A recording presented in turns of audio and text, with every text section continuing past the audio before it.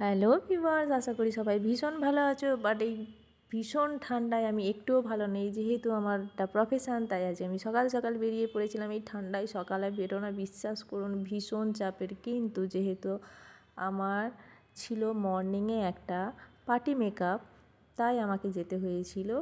আমি চলে গিয়েছিলাম আদ্রিতের অন্নপ্রাশনে আদ্রিতের মাকে সাজানোর জন্য।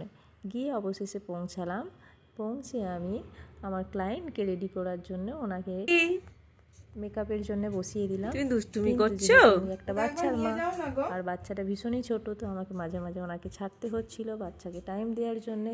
এইভাবে আমি মেকআপটা কমপ্লিট করলাম।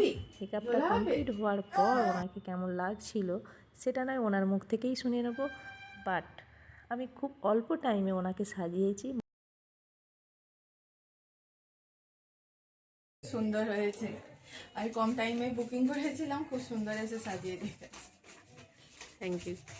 আদ্রিতের মায়ের এই পার্টি লুকটা কীরকম হয়েছে আমায় সবাই একটু কমেন্ট করে জানিও প্লিজ। অ্যান্ড লাস্টলি টাটা, সবাই ভীষণ ভালো থাকবেন।